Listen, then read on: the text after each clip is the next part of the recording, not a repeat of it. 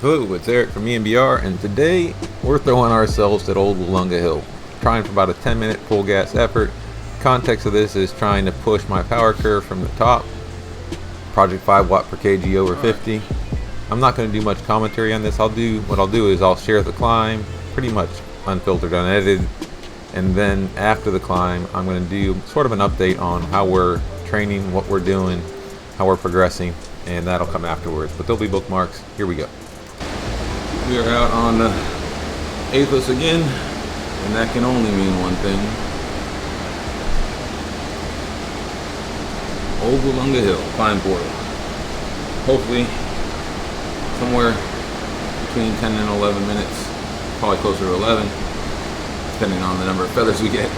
But the goal is hold our average 350 watts or more, maybe even target 360. See how the legs feel on the day. Alright, enough. Let's get after it. I'm going to try to probably spin this, because of the legs, spin this at a little bit higher cadence. And seated for most of it, I think. But everybody has a plan until they get punched in the mouth. And I said it at the beginning, but for the climb here, I'm going to leave it unedited, unfiltered, not sped up at all, no commentary. After the climb, I'll talk about it a little bit, just live on the reaction to it, and then after that, I'll have a section and it'll be chapter marked, but really it's just going to be an update on the training, how we're progressing on 5 watt per kg over age 50 for 20 minutes. And yeah, if you're just interested in the climb, you can watch the climb or scrub through it, and people that are interested in the training piece, that'll be at the end. More to come. See you guys.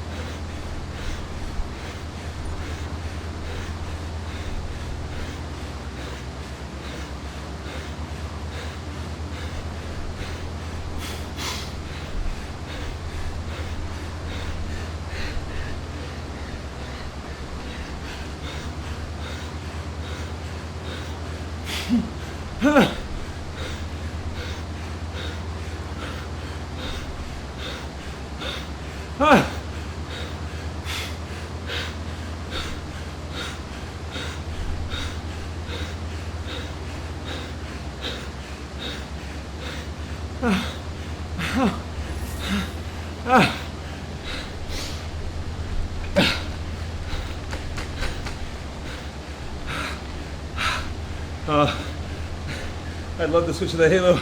I cannot stop pedaling. I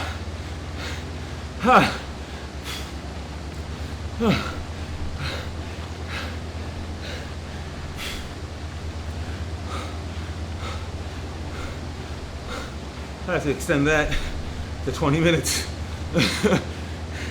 That's why there's work to do and lose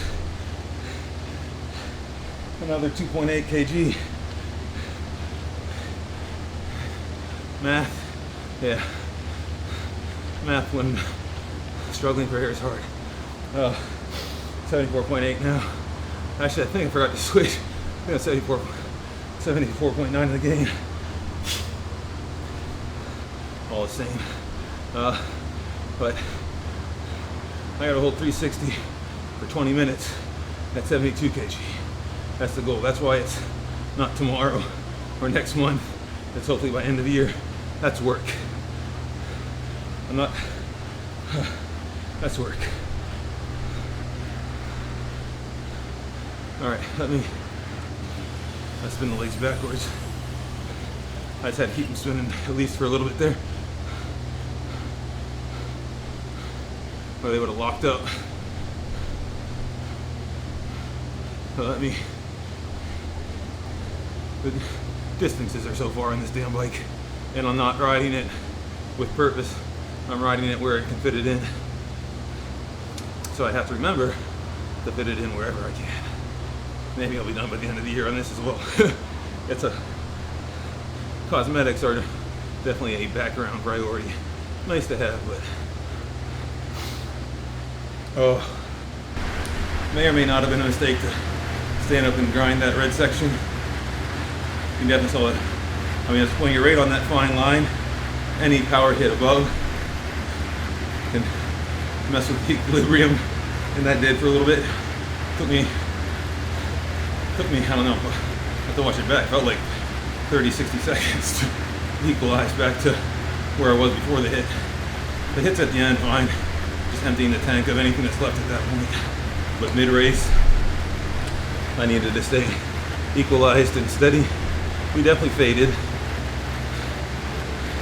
up until that push at the end, but I wanted to find the ceiling, and also the front is harder, so I went out at 360 trying to hold rather than 350 and then trying to push. I think I said it on a prior video, but this new S&P saddle, the way it curves and also the way it tilts at the back, yeah, I've got really got something to push against a little bit. It leans me forward. I feel like I'm generating better power from the seated position. Also, because it's a little, just the geometry of the seat's different, it's smaller, it's not stacked this high. I also had to mess with setback and height a little bit. Setback went back a little, height came up a little. I in general just feel much better positioned on the bike after the change. I guess now that the side camera's working again, any bike fitters, anybody wants to tell me if I look better or worse in the new position, I'd be curious. I feel better. I guess that's probably the final rule, but let's see the tail of the tape.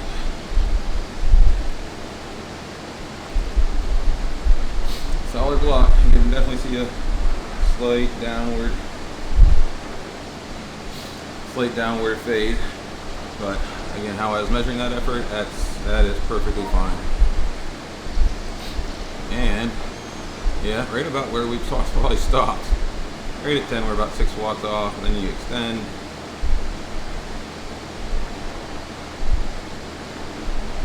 Somewhere around there. So holding it right just 6-7 watts below, right around 340, call it.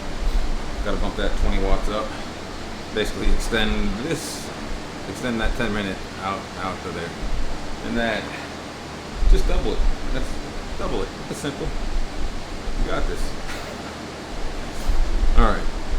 This section is new. This is just sort of an update on how we're progressing. I mean, this ride was certainly a data point, but how it fits in the general context, I am self-coaching myself through this, or self-guiding myself through this. It's actually part that I enjoy almost as much as the actual training. Is just as an engineer solving the problem of getting an old guy's body to do things that maybe it shouldn't be able to do. But yeah, this is just some insight into how I'm doing, what I'm doing, why I'm doing it, and how I think I'm progressing. All right, we're just looking at intervals, and this is why, although the Zwift power looks a certain way, I do want to focus in on here, 10 minutes. If we look at that prior PB of 362, it's 4.64. Look at the today's lower raw watts, but lower weight as well, 4.76. If I click into this, this was what? Downtown Eruption. And it was March 8th, but I was a bit heavier there, 78 kilograms. And so, yeah, we did a good 10-minute effort. I'm not sure if that was a race or what. I think it may have been a race, but anyways, key there is 78 kilograms. Now, if I look at more of the 4.76 kg, today's effort, again, May 22nd, here we're 74.8. And again, it makes all the difference. So again, half the time I need to extend this out to 20 minutes. And right now my best 20-minute from a watt kg perspective is 4.41. And that was a little bit ago, 42 days ago. It's also my best raw watts as it turns out. But anyways, I've got to extend this 4.76. I've got to grow it to 5 and then extend it out to 20 minutes. That's a bit of work. 20 minutes at 4.41. Let me see when that was. A 339 watt PB. This was something I found out on the Norton climb, I think, as well. 339 PB back 79.5 kg back in January. Full of holiday cheer and holiday dessert and weight. So definitely was a bit heavier back then. The Norton Summit climb, which came after the Sisu Pinky race. But if I look at this from a power curve perspective, I come to power and I come out to 20 minutes. 326 watts. And then I think I can look at that from yeah, watts per kg. So 326 watts, but about 4.35 watts per kg. So again, watts are a little bit down, but that 20-minute effort on Norton was basically just as strong as the 339 if you adjust for watt per kg, and this was on fatigued legs, etc. So having this intervals and be able to look at things historically certainly helps. You can look at 42 days, 84 days, all time, sort of trend it out, see where we're going. You can watch it on a curve here as well, and I can do this by watt per kg. I sort this by watt per kg because especially when the weight is coming down, if you do it on watts, you kind of lose the picture a little bit. So past 42 days, we're going the right direction.